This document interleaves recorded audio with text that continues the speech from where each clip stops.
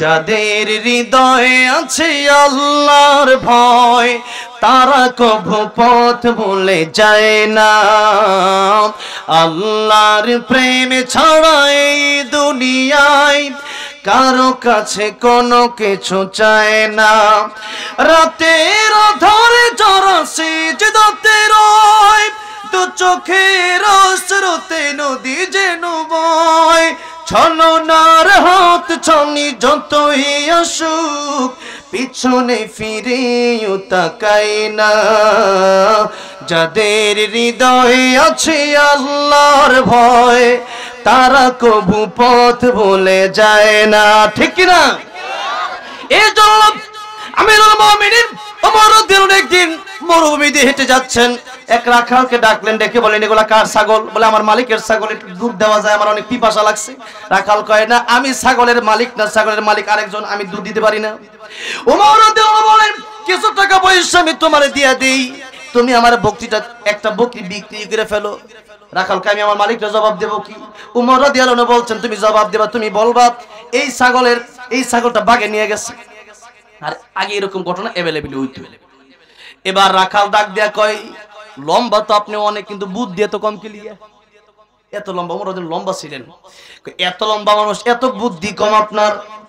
এই ছাগলের কেবলমাত্র রাখাল আমি তো মালিক না, আমি আপনার কাছে এই ছাগলটা আজকে বিক্রি করে দিয়ে টাকা নিয়ে নিতে পারি আর মালিককে জবাব দিতে পারি যে বাগে নিয়ে গেছে ছাগল।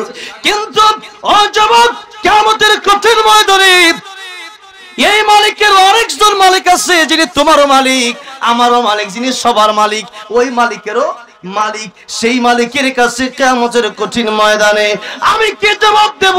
সুতরাং এই ছাগলের মালিকের কাছে আমি জবাব দিতে পারলেও কিয়ামতের ময়দানে এই মালিকের কাছে আমি জবাব দিতে পারবো না। কোটি টাকা দিতে পারো, আল্লাহর ভয় আমার অন্তরে আছে, এই জন্য ছাগল একটাও তোমার কাছে আমি বিক্রি করব না। আল্লাহর ভয় যদি অন্তরে থাকে তখন কোটি টাকা ঘুষ দিলেও সে বলবে আমি ঘুষ নেব না। আর আল্লাহর ভয় অন্তরে না থাকলে 500 টাকা লাগে মানুষ খুনও কিরলে তারে। ঠিক না? ঠিক বলেন আর আমার। এই জন্য রমজান মাস খুব গুরুত্বপূর্ণ মাস। এই রমজান মাস সামনে আসতেছে, এই মাস পাওয়ার জন্য আমাদের বেশি বেশি এখন থেকে প্রস্তুতি নিতে হবে। এখন থেকে আমাদের গুনাহমুক্ত জিন্দেগি, আমাদের এই গুনাহমুক্ত জীবন আমাদের করতে হবে, যেন গুনাহ আমাদের না থাকে। ফালা তাযলিমু ফীহিন্না আনফুসাকুম, আল্লাহ বলেছেন যে রজব মাস থেকে তোমরা গুনাহ ছেড়ে দাও। এই জন্য গুনাহ আমরা ছেড়ে দেব। রমজানের প্রস্তুতি আমরা নেব কিভাবে? বেশি বেশি তাহাজ্জুদ পড়ে, বেশি বেশি ইবাদত করে। আর এই রমজান মাসে আরেকটা রাত হলো লাইলাতুল কদর। এই লাইলাতুল কদর একবার যে পেয়ে গেল সে হাজার হাজার মাস পেয়ে গেল। যেরকম সুবহানাল্লাহ। আল্লাহ এই কেবলমাত্র আমার নবীর জন্য, কেবলমাত্র শ্রেষ্ঠ নবী আল্লাহর বন্ধুর খাতিরে আল্লাহ একটা রাত আমাদেরকে দিলেন, এবং কোরআনের খাতিরে আল্লাহ রাব্বুল আলামিন একটা রাত আমাদেরকে দিলেন, যেই রাত অন্য কোনো উম্মতকে আল্লাহ দেয় নাই। এই রাতের নাম হলো লাইলাতুল কদর। এই কদরের রাতে এক রাত ইবাদত করবেন। একটা রাত কষ্ট করতে রাজি আছেন না? একটা রাত কষ্ট করবেন, নফল নামাজ পড়বেন, তাহাজ্জুদ পড়বেন, কোরআন পড়বেন, জিকির করবেন। আল্লাহ বলেন হাজার মাস ইবাদত করলে যে সবটা, সেই সব তোমাদেরকে আমি আল্লাহ দিয়ে দেব। এই জন্য গুরুত্বপূর্ণ মাস সামনে আমাদের আসতেছে, সেই মাসের প্রস্তুতি আমাদের নিতে হবে। কিভাবে? এক নম্বর আমরা বেশি বেশি দোয়া করতে পারা যেন সেই পর্যন্ত আমাদের হায়াত দেয়। আল্লাহুম্মা বারিক লানা ফি রজব ওয়া শাবান ওয়া বাল্লিগনা রমাদান, এই দোয়া আমাদের বেশি বেশি পড়তে হবে। আর শাবান মাসে রাসূল করিম সাল্লাল্লাহু আলাইহি সাল্লাম বেশি বেশি রোজা রাখতেন।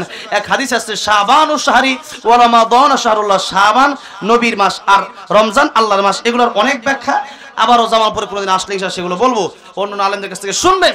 তো যাই হোক, রমজান মাস আমাদের সামনে, এই গুরুত্বপূর্ণ সময়ে আমরা যেহেতু বসতে পেরেছি, এই জন্য এতগুলো কথা বললাম। এবার আসুন একটু সামনের দিকে যাই। যে আয়াত আমি তেলাওয়াত করলাম নবীজির জীবনী বলতে গিয়ে, নবীজির জীবনী তারা এই অল্প সময়ে বলা শেষ হয় না। তারপরে মাইকম্যান ভাইরা কোথায়? মহিলারা মা বোনেরা আসছে, ওরা নাকি আওয়াজ যেতেছে না মাইকের, তো এটা একটু দেখেন। আর মা বোনেরা তো অনেক কষ্ট করে আসছে, অনেক দূর থেকে আসছে। ঠিক হয়েছে? হ্যাঁ ঠিক করতে, তাদের ঠিক করেন। এটা এই যে কথা শুনতেছি, এটা খালি মানে আমিরা সালিহাম মিন যাকারিন আও উনসা ওয়া হুয়া মুমিন, ফালানুহইয়ান্নাহুম হায়াতান তাইয়্যিবা ওয়া লানাজজিয়ান্নাহুম আজরাহুম বিআহসানি মা কানু ইয়ামালুন। নারী করুক পুরুষে করুক সব কিন্তু কেউ কম পাবে না, সব দেওয়ার আল্লাহ বলেন সমান সমান সব তোমাদেরকে দিয়ে দেব। দুনিয়াতে এখন এই যে নারীরা আসছে তারা এই কথাগুলো শুনলে তো সব পাইতো। এক একটা আয়াত যদি কেউ বোঝার চেষ্টা করে, এক একটা কথা এক একটা করেন আয়াতের তরজমা তাফসীর যদি কেউ বোঝার চেষ্টা করে, 100 রাকাত নফল নামাজ পড়লে যে সওয়াব হতো তার চেয়ে বেশি সওয়াব আল্লাহ আমলনামায় দান করে দিবেন।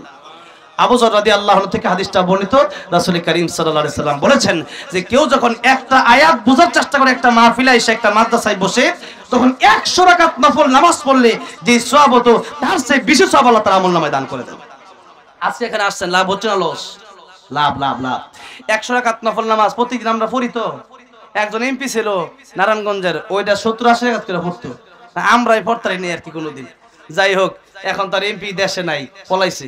এখন যাই হোক আমার ভাইরা আমার বাবাজিরা, 100 রাকাত নফল নামাজ পড়া সহজ না কঠিন? কঠিন। এখানে আপনি একটা আয়াত শুনবেন, একটা আয়াতের তরজমা শুনে তাফসীর শুনবেন, বোঝার চেষ্টা করবেন, 100 রাকাত নফল নামাজের সব। সুবহানাল্লাহ। এবার আসুন আমরা সূরাতুল আলে ইমরান থেকে যে আয়াতটা তেলাওয়াত করেছি ওই আয়াত থেকে আমরা আলোচনা শুরু করি। মাত্র 30 মিনিট যতটুকু করা যায়। আজকে আমরা নবীর জীবনী মানে কি, মিলাদুন নবী সাল্লাল্লাহু আলাইহি সাল্লাম, সিরাতুন নবী সাল্লাল্লাহু আলাইহি সাল্লাম, মুজিজাতুন নবী সাল্লাল্লাহু আলাইহি সাল্লাম, দালাইলুন নবী সাল্লাল্লাহু আলাইহি সাল্লাম, গজওয়াতুন নবী সাল্লাল্লাহু আলাইহি সাল্লাম, হিজরাতুন নবী সাল্লাল্লাহু আলাইহি সাল্লাম, অনেকগুলো পর্ব নবীর জীবনী, অনেক সময়ের প্রয়োজন, কিন্তু আজকে সময় যেহেতু কম সেই ক্ষেত্রে আজকে শুধুমাত্র সিরাতুন নবী সাল্লাল্লাহু আলাইহি সাল্লাম অর্থাৎ নবীজির চরিত্র সম্পর্কে, যেই নবীজির চরিত্রের সার্টিফিকেট একজন দিয়েছেন, জবান খুলে বলেন তিনি কে? জোরে বলেন কে দিয়েছেন? আল্লাহ বলছেন ওয়া ইন্নাকা লাআলা খুলুকিন আযীম।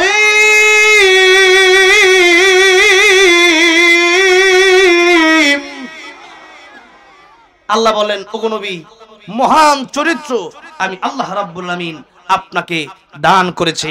লাকাদ কানা লাকুম ফি রাসূলিল্লাহি উসওয়াতুন হাসানা। আল্লাহ বলেন নবীর মধ্যে আমি রেখে দিয়েছি তোমাদের জন্য উত্তম আদর্শ, উত্তম নমুনা।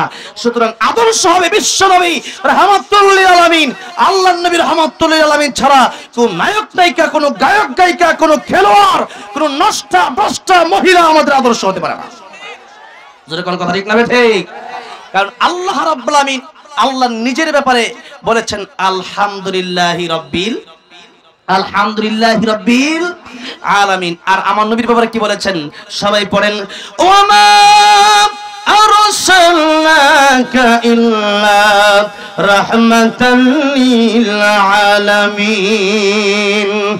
রাহমাতুল লিল আলামিন নবী, বলেন রাহমাতুল লিল আলামিন নবী, কোরআনে প্রমাণ।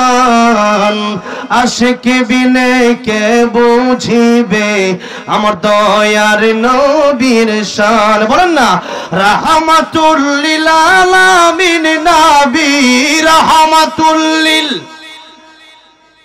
কোরআনে প্রমাণ। আশিক বিনে কে বুঝিবে আমার দয়ার নবীর শান। উম্মত বিনে কে বুঝিবে আমার দয়ার নবীর শান। নবী আমার মদিনারে বলবো আমার আল্লাহ ভালোবেসে নামটি দিলেন হাবিবে রাসূল। আল্লাহু আকবার। নবী আমার মদিনারে বলবো আমার আল্লাহ প্রেম করিয়া নামটি দিলেন মুহাম্মদ রাসূল। ওই নবীকে ভুল বুঝিলে, ওই নবীকে ভুল বুঝিলে থাকবে না ঈমান। আশিক বিনে কে বুঝিবে আমার দয়ার নবীর শান। বলেন না আশিক বিনে কে বুঝিবে। আমার ভাইরা, আমার বাবাজিরা, তাই আল্লাহ রাব্বুল আলামিন বললেন ও দুনিয়ার মানুষেরা, আল্লাহর নবীকে আল্লাহ রাব্বুল আলামিন বলে দিলেন, নবী কোন আপনি বলেন, ইন কুনতুম তুহিব্বুনাল্লাহ, আল্লাহকে যারা ভালোবাসে তারা যেন ফাত্তাবিউনি ইউহিব্বুকুমুল্লাহ, আমাকে যেন তারা ভালোবাসে, আল্লাহর নবীকে যেন তারা ভালোবাসে। নবীজি বলেছেন, মান আহাব্বা সুন্নতি ফাকাদ আহাব্বানি ওয়া মান আহাব্বানি কানা মাই ফিল জান্নাহ। আমাকে ভালোবাসবা কিভাবে? আমার সুন্নতকে যদি তোমরা ভালোবাসো, আমি যে আদর্শ রেখে গেলাম এই দুনিয়াতে, এই আদর্শকে যদি তোমরা ভালোবাসতে পারো, তাহলে আমি নবীকে ভালোবাসা হবে। আর আমি নবীকে যদি তোমরা ভালোবাসো, আমি কানা মাই ফিল জান্নাহ, আমি নবীর সাথেই তোমরা জান্নাতুল ফেরদাউসে থাকবা। নবীর সাথে জান্নাতে থাকার ইচ্ছা আছে না নাই? আল্লাহ রাব্বুল আলামিন বলেন, যদি তোমরা আমাকে ভালোবাসো, যদি আল্লাহ রাব্বুল আলামিনকে আমরা ভালোবাসি, বলেন আল্লাহ রাব্বুল আলামিনকে ভালোবাসে না এমন কেউ কি এখানে আছে? সবাই বলে যে আমরা আল্লাহকে ভালোবাসি, আর আল্লাহ রাব্বুল আলামিন বলতেছেন, ও ঈমানদারেরা, তোমাদের তো প্রয়োজন, তোমাদের তো দরকার, ঈমানদার যারা আছে বাস্তবেই তো তারা সবচেয়ে বেশি আল্লাহকে ভালোবাসে। যেরকম ঠিক না বেঠিক? যার কারণে আমরা অনেক সময় দেখা যায় দেশ নিয়ে অনেক খেলামেলা হয়, আমরা চুপ থাকি, কিন্তু আল্লাহর বিরুদ্ধে যখন কেউ কথা বলে, রাসূলুল্লাহ সাল্লাল্লাহু আলাইহি ওয়াসাল্লামের বিরুদ্ধে যখন কথা বলে, কোরআনের বিরুদ্ধে যখন কেউ কথা বলে, আমার ইসলামের বিরুদ্ধে যখন কথা বলে, ঈমানের বিরুদ্ধে যখন কথা বলে, বাংলার মুসলমান ঠিক থাকতে পারে না, ঘর থেকে বের হয়ে রাস্তার ভিতরে আন্দোলনের নামে যখন ঠিক না বেঠে। একমাত্র কারণ হচ্ছে একটাই, যে আমাকে গালি দিতে পারো, সহ্য করব, সাবধান, আমার আল্লাহ রাসূলকে কিছু গালি দেওয়া যাবে। আবু বকর সিদ্দিক রাদিয়াল্লাহু আনহু, এক ইহুদি একবার বলল, আল্লাহ যখন সূরা হাদীদের একটা আয়াত নাযিল করলেন, মানযাল্লাযী ইউকরিদুল্লাহ করদান হাসানা, কে আছে আল্লাহরে ঋণ দিবে? আল্লাহরে ঋণ দাও মানে কি বুঝেন? মানে মসজিদে দিবা, মাদ্রাসায় দিবা, এই ঋণটা আমি আল্লাহ কিয়ামতের মধ্যে তোমার নেকি দিয়ে পরিশোধ করব। জোরে বলুন সুবহানাল্লাহ। আল্লাহ বলতেছেন যে আমারে কি আসো ঋণ দিবা? এখন এই ঋণের অর্থ তো বুঝতে হইব। এখন এই কথা হচ্ছে যে গরিব মানুষ যদি ঋণ দরকার হয় তাকে ঋণ দেওয়া, এরপরে মসজিদ মাদ্রাসায় টাকা পয়সা লাগলে সেখানে দেওয়া, কোরআনের জন্য আল্লাহর রাস্তায় খরচ করা। এখন ইহুদি একটা কয়, দেখছো আল্লাহ, এতদিন তো ভাবছিলাম মুহাম্মদ একলা ফকির, এখন দেখি মুহাম্মদ ফকির, তার আল্লাহ ফকির। নাউজুবিল্লাহ। চিন্তাটা করেন, এই কথা যদি মনে করেন আমি ইমানদার, আমার সামনে কয়, তার মার দিব না? তার মারমু কি লিগা? তুই কইলে কি লিগা? তুই আল্লাহর রাসূলের বিরুদ্ধে কইলে কি লিগা? যে ইমানদার সে ঠিক থাকতে পারবে না, যার ভিতরে ঈমান নাই, হ্যাঁ যেটা আমল এটা করো গামার কি কথা কোন ঠিক না বেঠিক? এখন আবু বকর সিদ্দিক রাদিয়াল্লাহু আনহুর সামনে কথাটা কইছেন। আবু বকর সিদ্দিক রাদিয়াল্লাহু সমস্ত নবী রাসূলদের পরে আমার নবীর উম্মতের মধ্যে শ্রেষ্ঠ উম্মত হচ্ছেন আবু বকর সিদ্দিক রাদিয়াল্লাহু আনহু। সুবহানাল্লাহ। আবু বকর সিদ্দিক রাদিয়াল্লাহু আনহু যেই মাত্র নবীকে গালি দিল, সহ্য করতে পারলো না। আবু বকর সিদ্দিক রাদিয়াল্লাহু আনহু একটা থাপ্পড় মারছে। এবার ইহুদি থাপ্পড় খায় পড়ে গেছে। আবু বকর সিদ্দিক আরেকটা দেবে, হ্যাঁ দেখা যায় ডরায় ডরায় পিছের দিকে যায়। আবু বকর সিদ্দিক আর দিল না, চলে গেল। এদিক দিয়ে ইহুদি কি করছে? নবীজির কাছে এসে বিচার দিছে, ইয়া রাসূলুল্লাহ, ইয়া হাবিবাল্লাহ, আমার আবু বকর থাপ্পড় দিছিলেন, বিচার করেন। এই ইসলামী কোর্টে বিচার লইছি, আপনি হলেন বিচারপতি, রাসূল সাল্লাল্লাহু আলাইহি ওয়াসাল্লাম বিচারপতি ছিলেন, কি ছিলেন? আমার রাসূল সাল্লাল্লাহু আলাইহি ওয়াসাল্লাম প্রেসিডেন্ট ছিলেন। সুতরাং ইসলামী রাজনীতিরা এগুলো সম্পূর্ণ ভুয়া কথা যারা বলে, এদের সাথে কোরআনের সম্পর্ক নাই। বুঝবে কি? রাজনীতি 100% ইসলামে আছে। আমার নবী প্রেসিডেন্ট ছিলেন, আবু বকর প্রেসিডেন্ট ছিলেন, উমর রাদিয়াল্লাহু আনহু প্রেসিডেন্ট ছিলেন, আলী রাদিয়াল্লাহু আনহু প্রেসিডেন্ট ছিলেন, উসমান রাদিয়াল্লাহু আনহু প্রেসিডেন্ট ছিলেন। আমি প্রেসিডেন্ট হতে পারবো না কেন? আমি রাজনীতি করতে পারবো না কেন? আমি রাজনীতি করতে পারবো। আমার রাজনীতি হবে কোরআন দিয়ে রাজনীতি, ঠিক না বেঠিক? এই জন্য রাজনীতি অবশ্যই ইসলামে আছে না, এই কথা বলার কোনো সিস্টেম নাই। নবীজির কোর্টে বিচার নিয়ে গেলেন, নবীজি বলেন, ইহুদি তুমি যে বিচার নিয়ে আসছো কার ব্যাপারে? ইহুদি বলল আবু বকর সিদ্দিকের ব্যাপারে। নবীকে আবু বকর সিদ্দিকের বিচার নিয়ে আসছো, আবু বকর তোমার মারছে? কই ইয়া রাসূল, আবু বকর আমারে থাপ্পড় দিছে, কষায় থাপ্পড় দিয়ে গালে দাগ বেরিয়েছে। নবী কই এত জোরে থাপ্পড় তোমার দিছে, আমার মনে হয় যে আবু বকর না, মনে হয় ওমর দিছে। কারণ আরহামু উম্মতি বি উম্মতি আবু বকর, আবু বকর হলো নরম, আর আসাদুহুম ফি আমরিল্লাহি উমর, উমর হলো গরম। আমার মনে হয় ওমর দিছে। ইহুদি কয়, ইয়া রাসূলুল্লাহ, আমি আবু বকর কেউ চিনি, ওমর কেউ চিনি, আমি দুইজন কি চিনি। এখন থাপ্পড় যে আমার আবু বকর দিছে এটা আমি 100% গ্যারান্টিড, আমি চিনি, ভালো করে চিনি। নবীজি বলেন কেন থাপ্পড় দিয়েছে? ইহুদি বলে ইয়া রাসূলুল্লাহ এমনি মারছে, সুরি সুরি আবার সিনা জুরি, সুরি সুরি আবার এমনি নবীর গালি দিছে, আবার নবীর কাছে বিচার লিছে আবু বকরের বিরুদ্ধে। চিন্তা করে দেখেন অবস্থাটা কোন জায়গায় দাঁড়াইছে। ইহুদি এগুলো তো বাটপার, কথাটা বুঝেন নাই? এখন ইহুদি ডাক দেখ ইয়া রাসূলুল্লাহ আবু বকর থাপ্পড় দিছে, কারণ আবু বকর যে থাপ্পড় দিছে এটা আমি শিওর, এই বিচার করতে হবে, আমার এমনি থাপ্পড় দিছে। নবী তো ভালো করে বুঝতেছে যে আবু বকর এমনি থাপ্পড় দেয় না, নিশ্চয়ই কারণ আছে।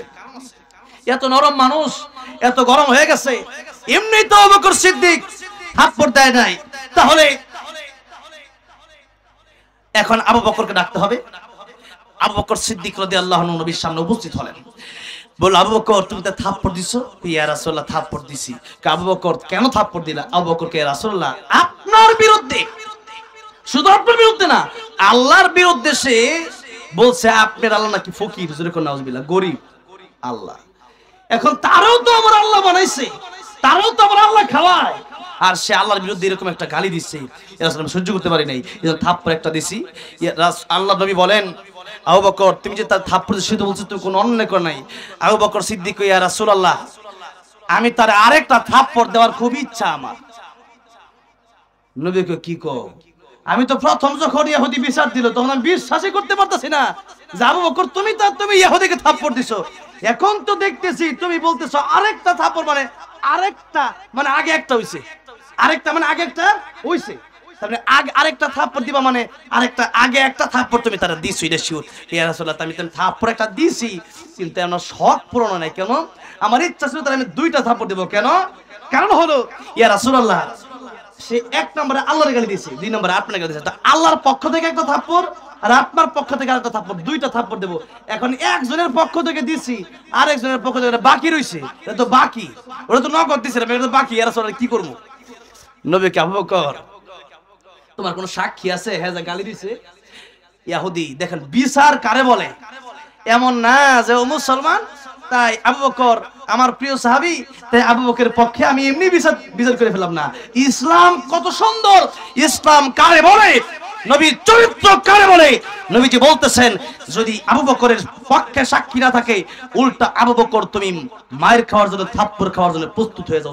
আল্লাহ আবু বকর বলে ইয়া রাসূলুল্লাহ ইয়া হাবিবাল্লাহ সাক্ষী আমার নাই, আমি তো জানি আপনি না আমার সিদ্দিক উপাধি দিয়েছেন। আবু বকর সিদ্দিক রাদিয়াল্লাহু আনহু বলছে আবু বকর এই সাত আকাশ পাড়ি দিয়ে সিদরাতুল মুনতাহা পাড়ি দিয়ে আরশ আজিম পর্যন্ত আল্লাহর সাথে সাক্ষাৎ করাইছি। আবু জাহেল কই এতদিন পর্যন্ত কারণ খুঁজতেছিলাম ওরে পাগল বলার জন্য, এখন আজকে পাইছি, জোরে কোন নাউজুবিল্লাহ। কি কয়? আর আবু বকর সিদ্দিক ইয়া রাসূলুল্লাহ আপনি যা বলবেন তাই সত্য, কারণ জীবনে কোনোদিন মিথ্যা কথা বলেন নাই আর বলবেন না। আল্লাহু আকবার।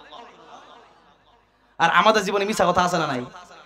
দৈনিক 36টা মিথ্যা কথা বলে না করে ভাত পেটের খাওয়ানো জমায় না, কথা ঠিক না বেঠিক? তাহলে কি নবীর চরিত্রে কি আমরা আছি? নবীর সাথে জান্নাতে যাওয়ার কাজ করতেছি আমরা, না উল্টাটা করতেছি?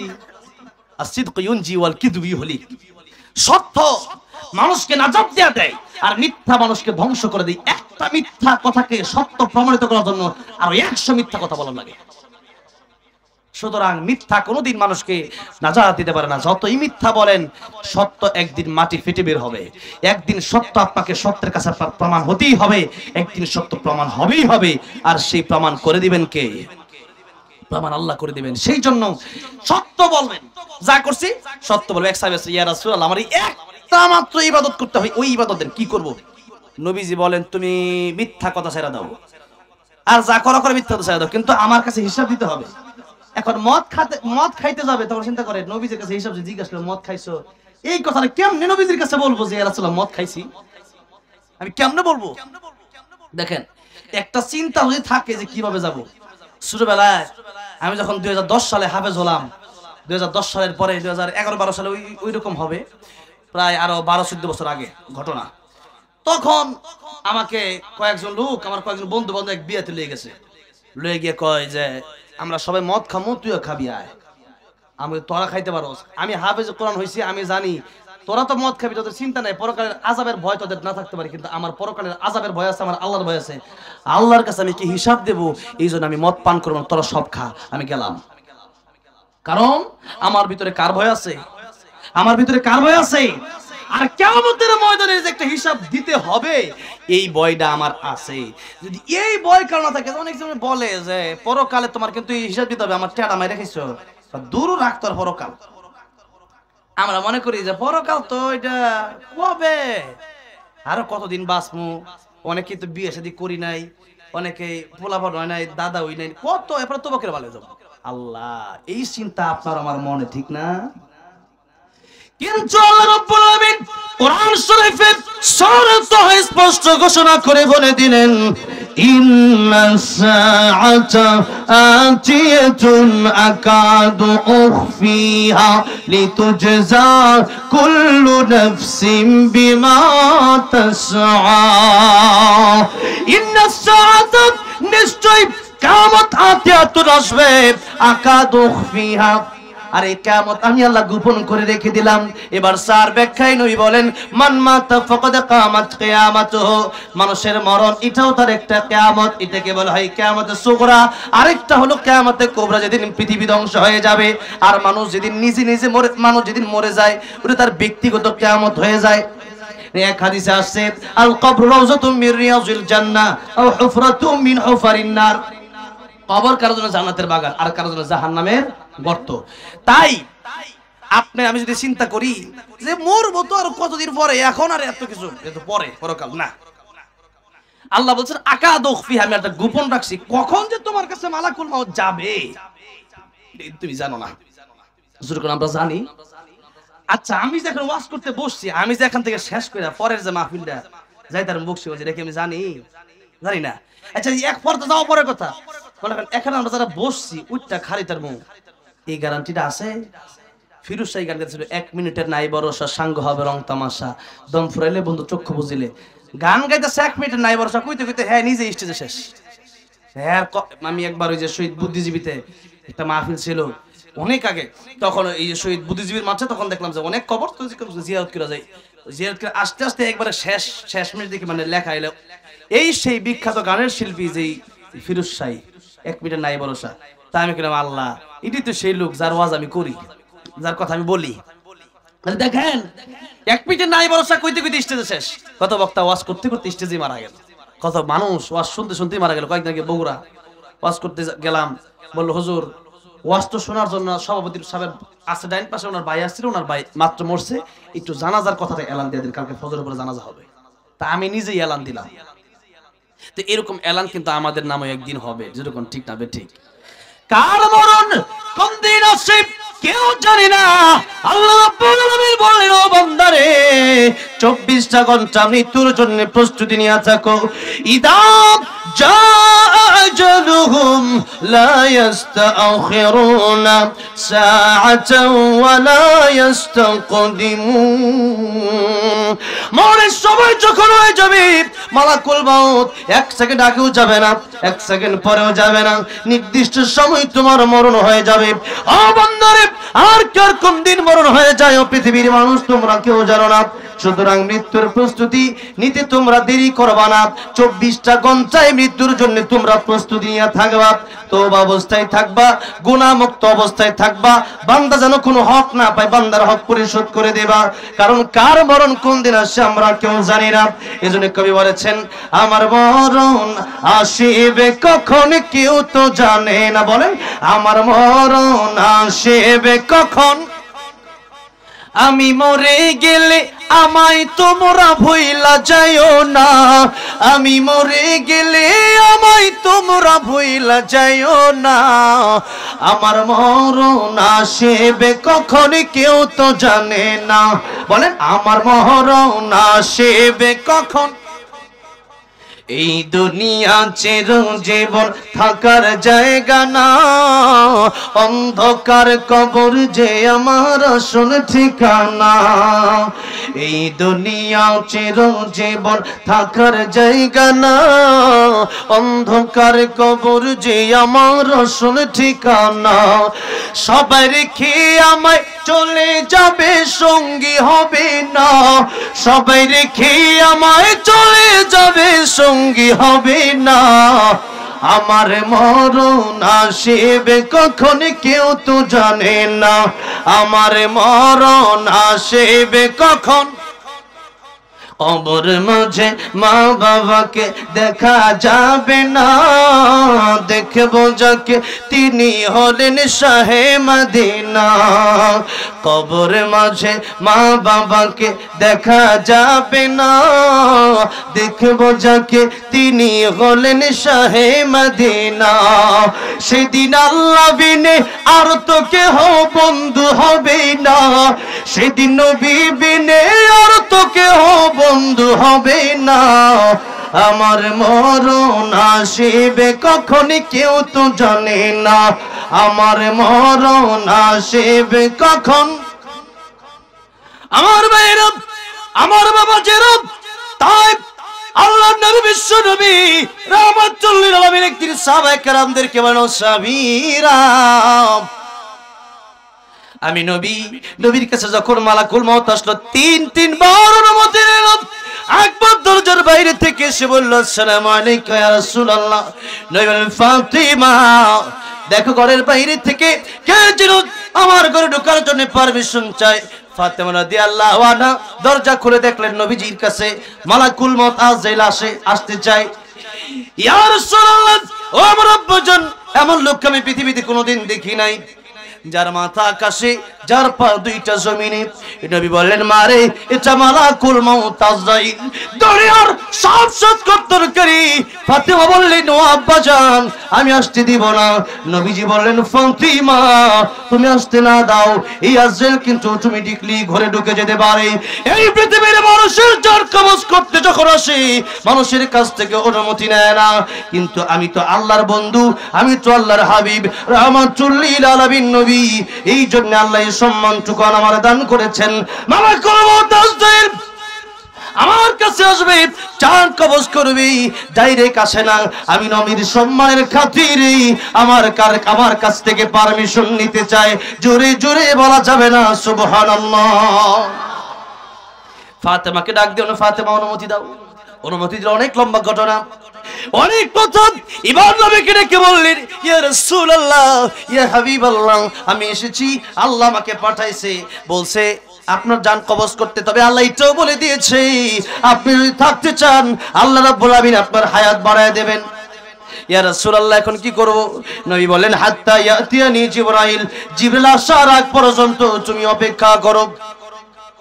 ইতিমধ্যে জিবরাইল আমিন আসলেন, এসে বললেন, ইয়া রাসূলুল্লাহ, ইয়া হাবিবাল্লাহ, আমি এসেছি, আপনি আমাকে খুঁজেছেন। নবী বলেন, জিবরাইল আমি যাব কি যাব না তুমি বলো। জিবরাইল ডেকে বললেন, একটা কোরআন শরীফের একখানা আয়াত কারিমা তেলাওয়াত করে শোনায় দিলেন, ইন্নাকা মাইয়িতু ওয়া ইন্নাহুম মাইয়িতুন। ওগো নবীজি, আপনার পৃথিবী থেকে চলে যাওয়া লাগবে, আপনার দুশমনদেরও পৃথিবী থেকে চলে যাওয়া লাগবে। আল্লাহ আগেই কোরআন শরীফে বলেছেন, কুল্লু নাফসিন যায়িকাতুল মাউত। আল্লাহ আগেই বলেছেন, কুল্লু মান আলাইহা ফান ওয়া ইয়াবকা ওয়াজহু রাব্বিকা যুল জালালি ওয়াল ইকরাম। পৃথিবীর সবাইকে চলে যেতে হবে, মরতে হবেই। মরণ থেকে কেউ বাঁচতে পারবে না, মালাকুল মউত আজরাইলও বাঁচতে পারবে না। মালাকুল মউত আজরাইলকেও আল্লাহ বলবেন, ও মালাকুল মউত, এখন আর কি বাকি আছে? মালাকুল মউত বলবে, আল্লাহ তুমি আর আমি। আল্লাহ বলবেন, আমি বেঁচে থাকার অধিকার রাখি, তুমি রাখো না, তুমি মাখলুক, আমি আল্লাহ খালেক, কুল্লু মান আলাইহা ফান। আল্লাহ আগেই বলেছিলেন। তাই মালাকুল মউতকে আল্লাহ বলবেন, অর্ডার করবেন, আদেশ দিবেন, মুত ইয়া মালাকাল মউত, আমর সিরামুত, বলেন মরে যাও। মালাকুল মউত একটা চিৎকার মারবে, ওই চিৎকার যদি দুনিয়ার কোনো মানুষ শুনতো, মানুষ মরে যেত।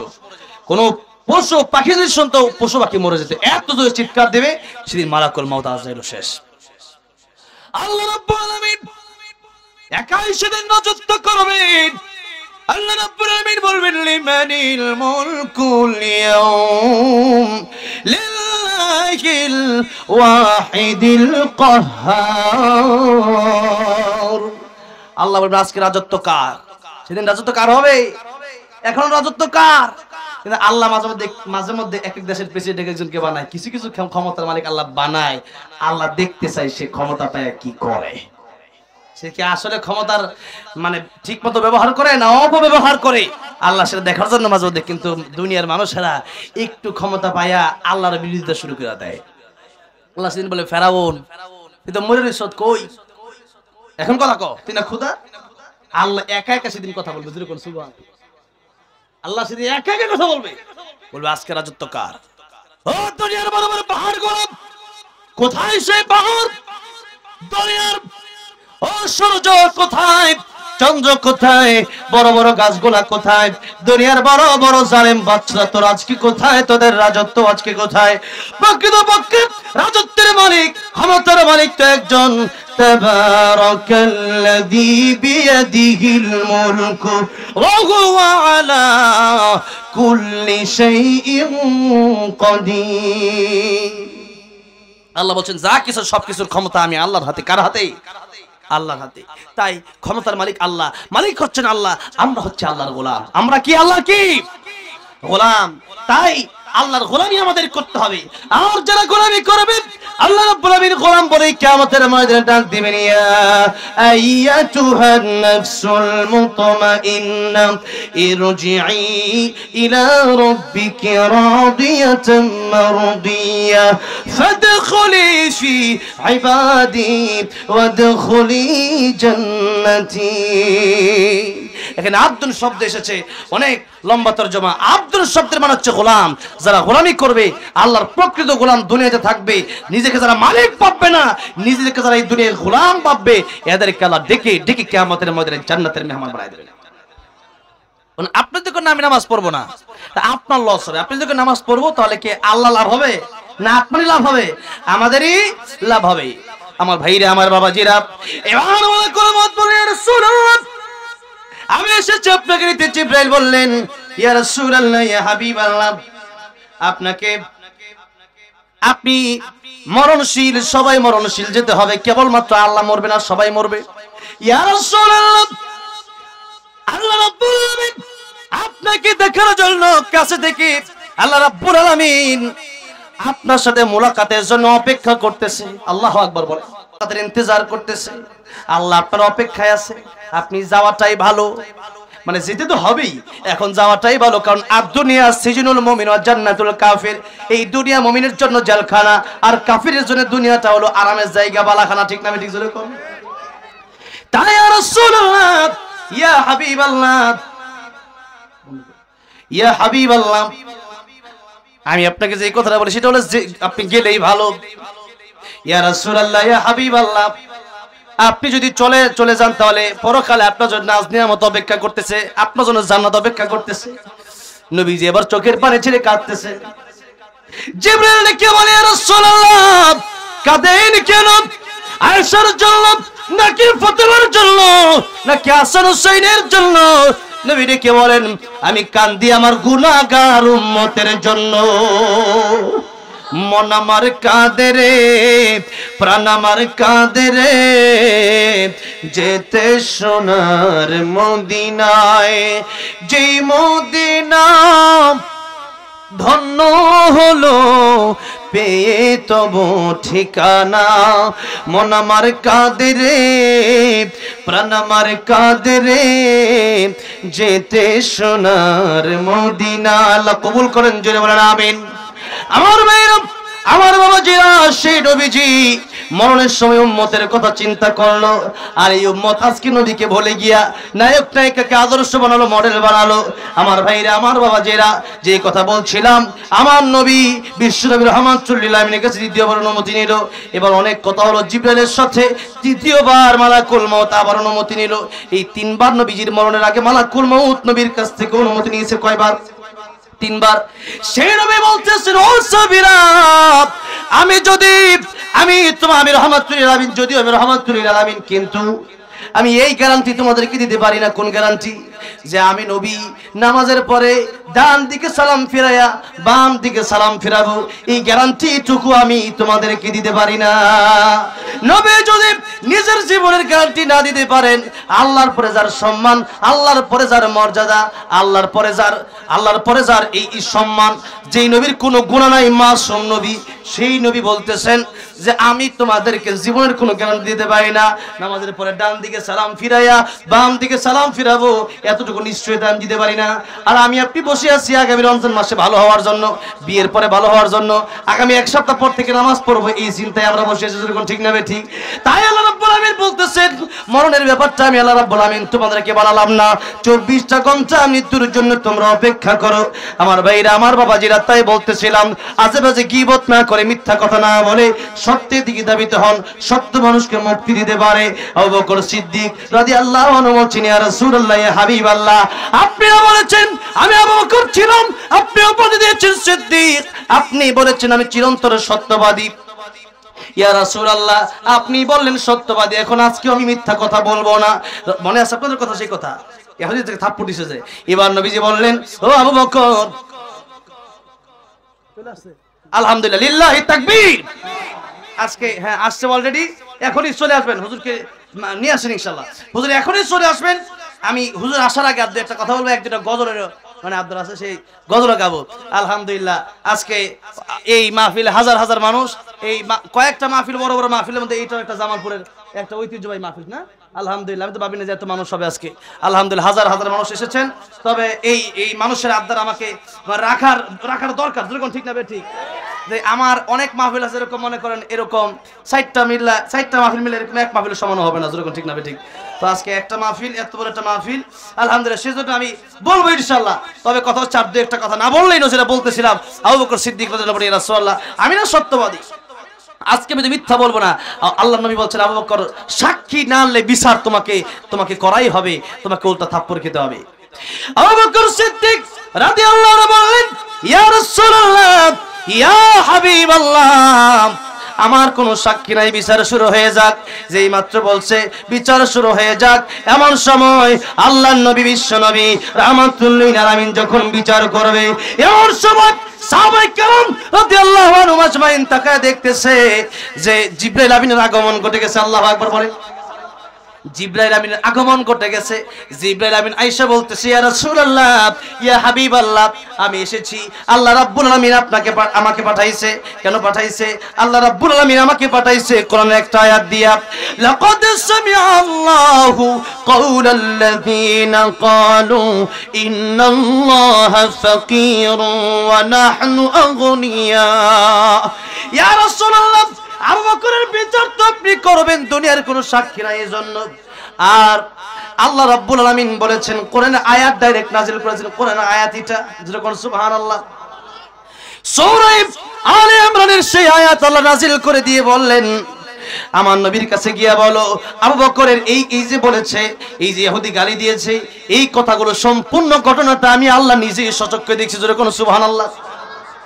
আমার নবীকে গিয়া বলবেন, আমার নবী সাক্ষী চেয়েছে, দুনিয়ার মানুষের সাক্ষী দরকার নাই, দুনিয়ার মানুষের সাক্ষীর আর কতটুকু দাম? আমার নবীকে গিয়া বলবা, আবু বকর যেই কথা বলেছে আর ইহুদি যেই কথা বলেছে, ইহুদি মিথ্যা বলেছে, আবু বকর সিদ্দিক সত্য বলেছে। আবু বকর সিদ্দিকের বেলায় দুনিয়ার কোনো সাক্ষীর প্রয়োজন নাই। আবু বকর সিদ্দিকের বেলায় আমার আল্লাহ রাব্বুল আলামিন নিজেই সাক্ষী হয়ে গেছে। আবু বকর সিদ্দিক রাদিয়াল্লাহু সাক্ষী আমার আল্লাহ হয়ে গেছে। আমার ভাইরা, আমার যে কথা বলতেছিলাম যে আল্লাহ রাসূল সাল্লাল্লাহু আলাইহি ওয়াসাল্লামের বিরুদ্ধে যখন কথা বলা হবে, তখন আমরা চুপ করে বসে থাকলে হবে, কারণ আল্লাহর নবীকে আমাদের জীবনের চাইতে বেশি ভালোবাসতে হবে। তাই নবী যে বলেছেন, লা ইউমিনু আহাদুকুম হাত্তা কুনা হাব্বা ইলাইহি মিন ওয়ালিদিহি ওয়া ওয়ালাদিহি ওয়ান নাসি আজমাইন। নবীজি বলেছেন, আমার উম্মতেরা রে, ততক্ষণ পর্যন্ত তোমরা পরিপূর্ণ ইমানদার হতে পারবা না যতক্ষণ পর্যন্ত তোমাদের মা বাবা, তোমাদের স্ত্রী, তোমাদের সন্তান, তাম পৃথিবীর সবকিছুর চাইতে বেশি যতক্ষণ পর্যন্ত আমি নবীকে ভালোবাসতে পারবা না, ততক্ষণ পর্যন্ত তোমরা পরিপূর্ণ ইমানদার হতে পারবা না। এই জন্য নিজের জীবনের চাইতে বেশি আবার নবীকে ভালোবাসার দরকার আছে না নাই? আর নবীজি বলতেছেন মান হাব্বা সুন্নতি ফাকাদ হাব্বানি ওয়া মান হাব্বানি কানা মাই ফিল জান্নাহ। আমাকে ভালোবাসবা কেমনে? আমার আদর্শ অনুসরণ করো, মিথ্যা কথা ছেড়ে দাও, নামাজি হও। নবীজি জীবনের শেষ কথা ছিল নামাজ। কি ছিল? নামাজ। নামাজ পড়ো, আমি নবীর সুন্নাত তোমরা পালন করো, হারাম ছেড়ে দাও, হালাল খাও, তোমরা অশ্লীলতা বন্ধ করে দাও। আমি নবী যেইভাবে বললাম ওইভাবে তোমরা চলো। নবীজি জীবনে চলে যাওয়ার আগে বলেছিলেন তারাকতু ফীকুম আমরাইন লান তাদিল্লু মা তামাসসাকতুম বিহিমা কিতাবাল্লাহি ওয়া সুন্নাত রাসূলিহি। দুইটা জিনিস তোমরা ছেড়ে দিবা না, তাহলে তোমরা ঠিক থাকবে, তোমরা ধ্বংস হবে না। এক নম্বর কোরআন শরীফ, কিতাব আল্লাহ, কোরআন শরীফ। দুই নম্বর সুন্নাত রাসূলিহি, নবীর সুন্নাত। এখন নবীর সুন্নাত যদি আপনি মানতে চান, তাহলে সুদ খাওয়া যাবে, ঘুষ খাওয়া যাবে। নবীজি সুদ ঘুষ খাইছে, অন্যের হক মেরা খাইছে? খায় নাই। নবীজি মানুষের বাড়িতে কাজ করে খেয়েছে, এরপরেও নবীজি হারাম খায় নাই। একদিন নবীজি দেখতেছেন ফাতিমার ঘরে খাবার নাই। ফাতেমা সাইয়্যিদাতুন নিসা আহলিল জান্নাহ, তিনি জান্নাতি যুবতীদের সর্দারনি। আর জান্নাতের যুবকদের সর্দার হাসান আল হুসাইন সাইয়্যিদা শাবাবি আহলিল জান্নাহ। হাসান হোসেন হলো জান্নাতের যুবকদের সর্দার। জান্নাতের যুবকদের সর্দার আর সর্দারনি, কারো পেটে খাওয়ার নাই। অবস্থাটা দেখেন, জান্নাতের সর্দার সর্দারি কারা হইছে, আর আমরা খাইতে খাইতে আমাদের অবস্থা খারাপ। এরপরও গরিব মানুষের দুইটা টিয়া দিতে কষ্ট লাগে। যেরকম ঠিক না ভাই? ঠিক। মাদ্রাসা জানা চাইলে পারে সিরা টিয়াটা দেয়, আর 5টা কয়েনের পকেটে ভালো লাগতেছে এইটা দেয়। 100 টাকা নোটা দিতে অনেক কষ্ট লাগে। যেরকম ঠিক না ভাই? ঠিক। আল্লাহ আমার ভাইয়ের, আমার বাবা যেরকম নবীজি দেখলেন ফাতিমার ঘরে খাবার নাই, নবীজি চিন্তা করলেন আমার মেয়ে ফাতিমার ঘরে খাবার নাই, হাসান হোসেনের পেটে খাবার নাই। আর নবীজি হাসান হোসেনকে খুব ভালোবাসতেন, বুঝেন না? হুসেনকে ইয়া রাসূলুল্লাহ আমি ঘোড়ার মধ্যে উঠবো। নবীকে ঘোড়া তো আমার লাগে নাই, কারণ আমি উঠমুই। নবী কয় ঠিক আছে, আমি ঘোড়া হইলাম, তুমি আমার পিঠে উঠো। যেরকম সুবহানাল্লাহ। এবার হুসেন কয় ঘোড়া যে লাগাম থাকে টানে যে এটা কই? নবীজি চুল ছিল বাবরি চুল, লিমা জুম্মা ওয়াফরা, এই পর্যন্ত চুল ছিল। তো নবীজি চুল ছিল, নবীজি কয় যে আমার তো চুলগুলো একটু বড় বড়, এই চুল দিলে তুমি টানো, এটাই লাগাম। যেরকম সুবহানাল্লাহ। তো ভালো কম বাসতো না বেশি বাসতো? বেশি বাসতো। এবার নবীজি যেই মাত্র দেখলো ফাতেমার ঘরে খাবার নাই, হাসান হোসেনের ঘরে খাবার নাই, নবীজি নিজেই এবার কাজ করার জন্য ইহুদির বাড়িতে চলে গেল। উহুদ পাহাড়ের পাশে খেজুরের বাগান। গিয়া বলে ইহুদি চাচা আপনি ক্ষেতের ভিতরে পাড়ি দেন। আপনার নিজের ক্ষেত? বলে আমার নিজের ক্ষেত। আপনি মালিক? আমি মালিক। আপনি মালিক, আপনি ক্ষেতের ভিতরে পাড়ি দেন, কোনো কাজের লোক নাই? না। তাহলে কাজের লোক দরকার আছে? আছে। কেডা হবে? আমি কাজ করতে চাই। যেরকম সুবহানাল্লাহ। রাহমাতুল লিল আলামিন নবী, সেই নবীর কথা বলতেছি। নবী বলতেছে যে আমি আপনার খেতে কাম করতে চাই। আল্লাহ আকবার কইতেন না জোরে? না ফকর উপরে লয়ে যান, বাইক দিয়ে পরে কইেন, বউ তো হইনা লাইব। জোরে কোন সুবহানাল্লাহ। নবীজি বলতেছে আমি কাজ করতে চাই তোমার খেতে। আর আমরা মনে করি যে হালাল খাই, এটা মনে হয় যে খুব মানে সুবিধা না, মানে আমার মনে হয় আমার সম্মানটা মনে হয় না। না, আপনি যদি হালাল খান তাহলে আপনি প্রকৃত নবীর আশেক, প্রকৃত নবীর উম্মত, আপনি দামি মানুষ। আর যারা হারাম খায়, পাঁচতলা বাড়ি থাকলেও সবচেয়ে অদম, সবচেয়ে নালায়েক, সবচেয়ে বোকা ওই লোক। যেরকম ঠিক না বেশি?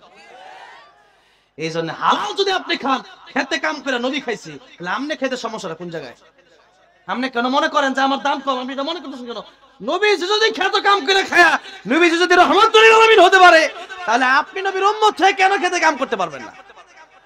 দুনিয়ায় দুনিয়া নবী ওয়াজ দুনিয়া মাযযাতুল আখিরাহ, দুনিয়া তোমাদের কাজের জায়গা। দুনিয়াতে কাজ করবা, পরকালে ফলাফল পাবা। কোথায় কাজ করলে? দুনিয়ায় কাজ করলে পরকালে কি পাওয়া যাবে? ফলাফল পাওয়া যাবে। আমার ভাইরা বাবাজিরা, তাই এবার নবী বলেন আমি আপনার খেতে কাজ করতে চাই। ইহুদি বলল খেতে যদি কাজ করতে চাও, এই যে কুয়ার মধ্যে পানি আছে, এই যে বালতি আছে, নাও বালতি, কুয়া থেকে পানি উঠায় উঠায় খেজুর বাগানে দাও। নবীজি খেজুর বাগানে এক এক বালতি করে কয়েক বালতি পানি দিছে। 5টা খেজুর নবীর আইনা দিচ্ছে। নবীর সাথে ছিল আনাস বিন মালিক রাদিয়াল্লাহু আনহু, নবীর খাদেম। নবীজির ইনসাফ কতটুকু? নবী 5টা খেজুর থেকে 2.5টা নবী খাইছে, আর 2.5টা আনাস ইবনে মালিককে দিয়ে দিছে। 2.5টা, এমন না যে আমি 3টা খাই আর তুমি 2টা খাও, এমন না। নবী নিজে 2.5টা খাইলেন, আর 2.5টা দিন আনাস ইবনে মালিককে। আনাস জন্য বলেন তখন আমার বয়স 11-12 বছর বয়স। ভাইরা আমার বাবাজিরা আমার, নবীজি এবার কাজ আবার শুরু করলেন। এক এক বালতি করে খেজুর বাগানে পানি দিতে দিতে নবীজির একটা সময় হাত থেকে রশি ছেড়ে বালতিটা পড়ে গেছে কুয়ার ভিতরে, কারণ এতদিন পুরাতন রশি হয়ে গেছে।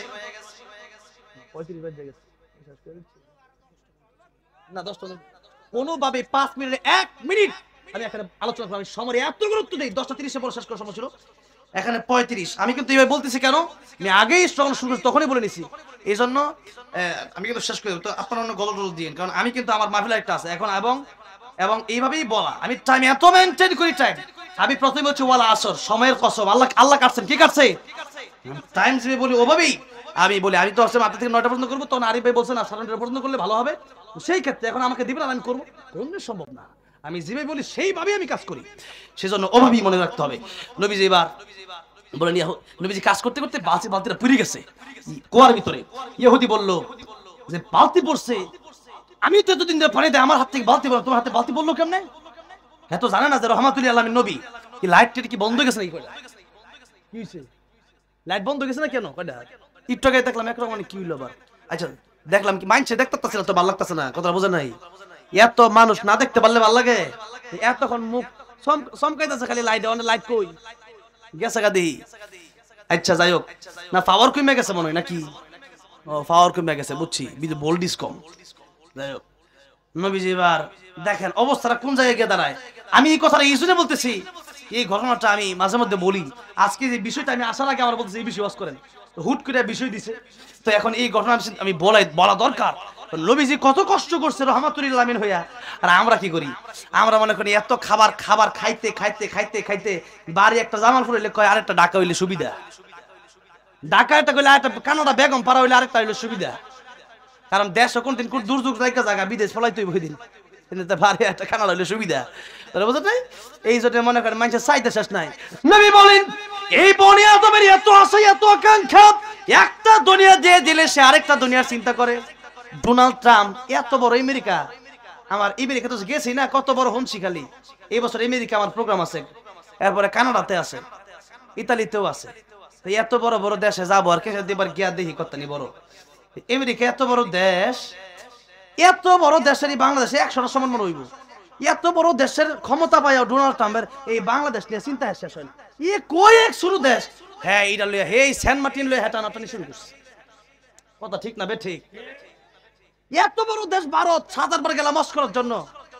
এত বড় দেশ নরেন্দ্র মোদী এই ভারত পাইয়া, হ্যাঁ কি বলি বুঝলি,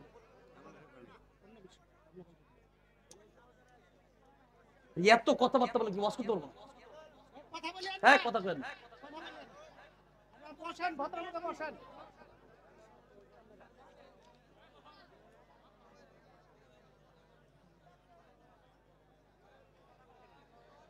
এখানে দিচ্ছেন যেন প্রধান বক্তা যেন কোন রাজনীতির পক্ষে কথা না বলে। রাজনীতির থাক না, না বলবে ঠিক আছে, এটা আমরা তো বুঝি কোনটা না বলার কিছু না। রাজনীতির পক্ষে বিপক্ষে না, কোরআন আমাকে যেটা বলে আমি সেটাই বলবো, ঠিক না? কোরআন যেটা বলে না ওইটা আমি বলবো না, কোনো সমস্যা নেই। আমি বুঝতেছি হাজার হাজার মানুষ এই মাহফিলে আপনারা উপস্থিত হয়েছেন। অবশ্যই আমরা তো, আমার এই স্টেজের বয়স 14 বছর, তো 14 বছর স্টেজের বয়স মানে আমি সর্বপ্রথম কোরআন শরীফ তেলাওয়াত করতে করতে স্টেজটাই আমি আসছি, জাতীয় পর্যায়ে পুরস্কার পেয়ে, এরপরে আস্তে আস্তে কোরআনের কথা বলছি, কোনো সমস্যা নাই, এটা ব্যাপার না, যাক দিছে কোনো সমস্যা না। আমি এত কথা বলতে চাই, রাজনীতির পক্ষে বিপক্ষে কোনো সমস্যা না, রাজনীতি আমাদের কি করতে হবে না? যেহেতু আমার নবী রাজনীতি করেছেন, আবু বকর সিদ্দিক রাজনীতি করেছেন, ওমর রাদিয়াল্লাহু রাজনীতি করেছেন, ওসমান রাদিয়াল্লাহু রাজনীতি করেছেন, সেই খেলাফতের রাজনীতি আমরা কায়েম করতে চাই না? করতে চাই। যেই রাজনীতি করলে পরে দেশে চুরি বন্ধ হবে, ডাকাতি বন্ধ হবে, যেই রাজনীতি করলে পরে দেশে সুদ বন্ধ হবে, ঘুষ বন্ধ হবে, মানুষ আল্লাহর কোণের পক্ষে আসবে, সেই রাজনীতি আমরা করতে চাই কি চাই না? সবাই রাজি আছে না নাই? সেই রাজনীতি আমরা করতে চাই। তবে যারা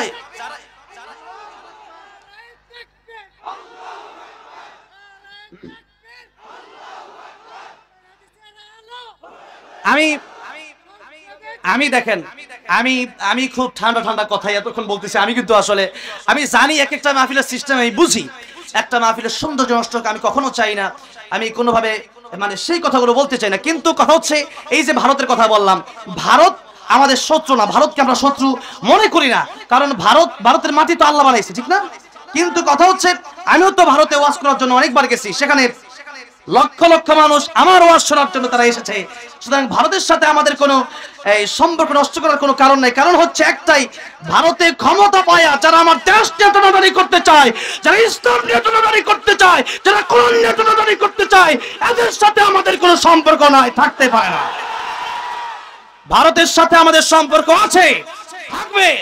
আমি গত বছরও ভারতে ওয়াজ করার জন্য গিয়েছিলাম, এই বছর আমি যেতে পারছি না।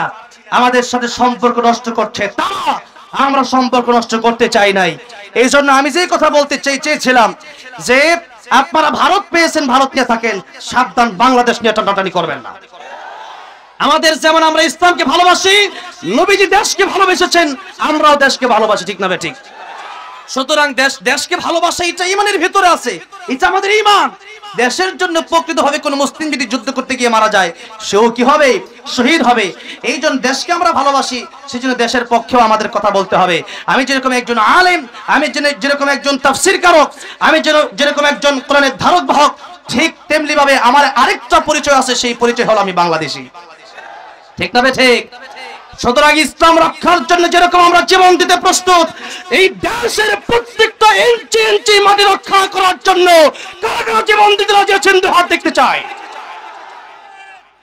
ভাইরা আমার, বাবাজি হাত নামান। আমি প্রধান বক্তা আসতেছেন, আমি চাচ্ছি যে হুজুর আসলেই, গোলাম রব্বানী সাহেব হুজুর আসলেই আমি কথা শেষ করব। আমি বলতেছিলাম বিশ্বনবীর জীবনী থেকে, যে বিশ্বনবী রাহমাতুল লিল আলামিন তিনি বলেছেন বনি আদমের জীবনে আশা আকাঙ্ক্ষার যেন শেষ নাই। আসলেই তো বাস্তবতা, আমরা যত টাকা পয়সা আমাদের হয়, আমাদের আরো চাহিদা থাকে কি থাকে না? সেই কথার উদাহরণ দিতে গিয়ে বলছিলাম যে এই পৃথিবীতে কত ক্ষমতাধররা আজকে ক্ষমতা পেয়েছে বড় বড় দেশের, আমাদের ছোট্ট একটা বাংলাদেশ, আমরা মুসলিমরা ভাই ভাই, আমাদের কয়েকদিন আগে হিন্দুদেরকেও আমি সেই ঠাকুরগাঁয়ে কম্বল বিতরণ করে এসেছি। আমাদের তো এমন না, বিভিন্ন জায়গায় সিলেটে ত্রাণ দিয়েছি, ফেনীতে আমি ত্রাণ দিয়েছি, সেখানে যাওয়ার পরে হিন্দু মুসলিম ভেদাভেদ রাখি নাই, সবাইকে ত্রাণ দেওয়ার চেষ্টা করেছি, সবাইকে উপহার দেওয়ার চেষ্টা করেছি। তাহলে আমরা মিলেমিশে চলতে চাই, কিন্তু আমাদের এই সম্পর্কের ভিতরে যারা ফাটল ধরাতে আসবে এদেরকে কিন্তু ছাড় দেওয়া হবে না, ঠিক না? এই সম্পর্ক যেন আমরা ঠিক রাখতে পারি, সেই জন্য আমরা চেষ্টা করে যাব। এই যে বাংলাদেশ, এই দেশটা আমাদের একেবারে ছোট্ট একটা দেশ, মানচিত্রের লেখার মতো জায়গাটা নাই, ঠিক তবে ঠিক বলেন? এত ছোট একটা দেশ নিয়ে আপনাদের মাথা কামানোর কি দরকার? এই জন্য আমি বলতে চাই, দেশের একজন নাগরিক হিসাবে আমাদের এই এতটুকু দায়িত্ব আছে যে দেশটা কিভাবে সুন্দর হবে, দেশটা কিভাবে চাঁদাবাজ মুক্ত হবে, এই দেশটা কিভাবে দুর্নীতি মুক্ত হবে, এই কথা বলার অধিকার আমাদেরও আছে না নাই? এটাই হলো বাক স্বাধীনতা, বলতে হবে। এরপরে আপনার যদি ভালো লাগে মানবেন, না ভালো লাগলে দরকার নাই, সেই কথা আমাকে বলতে হবে। এজন্য বলার সময় আমাদেরকে খুব হিসাব কিতাব করে কথা বলা দরকার। আমার ভাইরা, আমার বাবাজিরা, বলতেছিলাম আল্লাহর নবী বিশ্ব নবী রাহমাতুল লিল আলামিন তিনি কষ্ট করেছেন। তিনার জীবনের শেষে তিনি যখন চলে যাবেন পৃথিবী থেকে, ডাক দিলেন আয়েশা, আম্মা জান আয়েশাকে ডাক দিলেন, আয়েশা আমার ঘরে 6টা স্বর্ণের টুকরা আছে, এই 6টা স্বর্ণের টুকরা কোথায়? আম্মা জান আয়েশা রাদিয়াল্লাহু আনহা বলেন, ইয়া রাসূলুল্লাহ, এই স্বর্ণের টুকরাগুলো আমি যত্ন করে রেখে দিয়েছি। নবীজি বললেন, আয়েশা এই স্বর্ণের টুকরাগুলো আমি নবী পৃথিবী থেকে বিদায় হয়ে যাব, এই স্বর্ণের মালিক আমি থাকবো এই অবস্থায় আমি যেতে চাই না, বরং আমার মৃত্যুর আগে আগেই তুমি স্বর্ণের টুকরাগুলো সদকা করে দাও। জোরে বলেন সুবহানাল্লাহ। নবীজি বলেন 6টা স্বর্ণের টুকরার মালিক থাকা অবস্থায় আমি যেতে চাই না। আমরা জীবনের দুনিয়াতে সব রেখে যেতে চাই, কিছু দান করে যেতে চাই। নবীজি বলেন 6টা স্বর্ণের টুকরা আছে, এটাও আমি রাখতে চাই না। নবীজি এত কষ্ট করে আমাদেরকে কি শিক্ষা দিলেন? যে এই দুনিয়া কষ্টের জায়গা। এই দুনিয়া কিসের জায়গা? কষ্টের জায়গা। এই জন্য এই দুনিয়াতে আমাদের কষ্ট করতে হবে, আমাদের লোভ লালসা থেকে আমাদেরকে বিরত থাকতে হবে, অনেক আশা আকাঙ্ক্ষা থেকে, দুনিয়ার আশা আকাঙ্ক্ষা না করে পরকালে আমাদের জান্নাতের আশা করতে হবে। দুনিয়ার আশা আকাঙ্ক্ষা যতই করবেন, পানির ভিতরে যতই ভাবে মুষ্টি করে ধরবেন, পানি থাকবে হাতে? পানি ভাবে খামসাবেন, সাগরের পানি আপনার হাতে থাকবে? সব পানি কিন্তু চিপা দিয়ে পড়ে যাবে, যেরকম, ঠিক না ঠিক? ঠিক তেমনি ভাবে দুনিয়া আপনি যতই ধরে রাখতে চাইবেন, দুনিয়ার টাকা পয়সা ক্ষমতা থাকবে না, একদিন আপনাকে চলেই যেতে হবে। টাকার কোন সিস্টেম নাই, করলে না। আরে হ্যাঁ ফান, আল্লাহ রাব্বুল আলামিন আমাদেরকে বোঝার তৌফিক দান করেন, জোরে বলেন আমিন। আল্লাহ রাব্বুল আলামিন আমাদেরকে পরকালীন জীবনের চিন্তা নিয়ে দুনিয়া মাজরাতুল আখিরা, এই দুনিয়াতে ভালো ভালো কাজগুলো করে যাওয়ার তৌফিক দান করেন, জোরে আমিন। ভালো কাজ মানে আমি প্রায় সময় বলি, ভালো কাজ মানে আপনি মানে নামাজ রোজা করলেন তাতেই কিন্তু ভালো কাজ শেষ না, তাতেই ভালো কাজ শেষ, তাতেই ভালো কাজ শেষ না। আইনুদ্দিন আল আজাদ রাহমাতুল্লাহ আলাইহি বলেছিলেন, মসজিদের কোণে বসে জিকির যত করোই কষে, মসজিদের কোণে বসে জিকির যত করোই কষে, এভাবে যায় না পাওয়া আল্লাহকে। কি হবে বেঁচে থেকে অযথা বিদ্যা শিখে, যদি না গড়তে পারি শোষণবিহীন সমাজটাকে। কি হবে বেঁচে থেকে, ঠিক না? কি হবে আলেম হয়ে ইমাম সেজে সমাজেতে, বড় যদি সত্য কথা উচ্চ সুরে না বলিতে। চাকরির ভয় করো যদি ছেড়ে দাও ওই না গদি, চাকরির ভয় করো যদি ছেড়ে দাও ওই না গদি। কি হবে ধোঁকা দিয়ে আল্লাহকে, কি হবে ধোঁকা দিয়ে আল্লাহকে। কি হবে বেঁচে থেকে অযথা বিদ্যা শিখে, যদি না গড়তে পারি শোষণবিহীন সমাজটাকে। কি হবে বেঁচে থেকে, ঠিক কি না? ভাইয়ের আমার, বাবাজিরা আমার, অনেক লম্বা করতে চেয়েছিলাম, আজকে আর লম্বা করব না। আজকে এই পর্যন্তই। যেই কথা বলতে চাইলাম যে নবীর জীবনে রাহমাতুল লিল আলামিন নবী হয়ে নবী কষ্ট করলেন, আর আমাদের জীবনে শুধু আমরা দুনিয়াতে সুখ শান্তি খুঁজি। তাই ইন্নাল আবরারা লাফি নাঈম ওয়া ইন্নাল ফুজ্জারা লাফি জাহিম, পরকালীন জীবনে আমাদের সুন্দর জীবন, যেই জীবন অনন্তকালের জীবন হবে, ফারিকুন ফিল জান্নাতি ওয়া ফারিকুন ফিস সাঈর। আল্লাহ কিয়ামতের ময়দানে দুটি দলে মানুষকে বিভক্ত করবেন, একটা হলো জান্নাতি আর একটা জাহান্নামী। নেক কাজ যারা করবে এরা যাবে জান্নাতে, আর মন্দ কাজ যারা করবে এরা যাবে জাহান্নামে। তো মন্দ কাজ আর নেক কাজ, কোনটা ভালো কাজ কোনটা খারাপ কাজ, এগুলো তো আমরা বুঝি না? আমরা বুঝি, কারণ আল্লাহ বলেছেন লাহুম কুলুবুল লা ইয়াফকাহুনা বিহা ওয়া লাহুম আ'য়ুনুন লা ইবসিরুনা বিহা ওয়া লাহুম আযানুন লা ইয়াসমাউনা বিহা উলাইকা কাল আনআমি বাল হুম আদাল। আল্লাহ বলেছেন মানুষকে আমি আল্লাহ কলব দিয়েছি বুঝার জন্য, তাহলে তোমার বুঝতে হবে।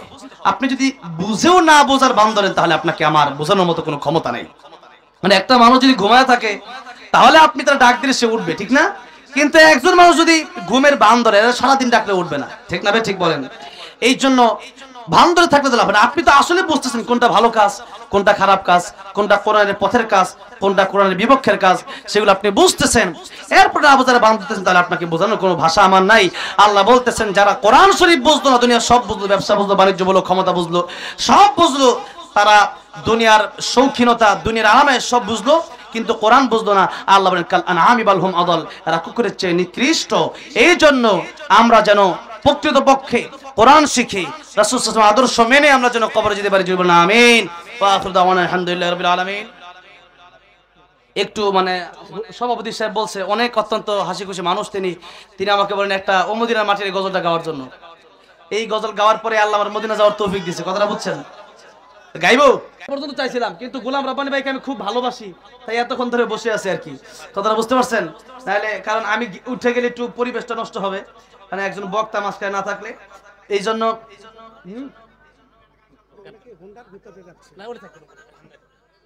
না, আমি গজলকে চলে যাবো। এই কয়েকটা দিন লাভ কি?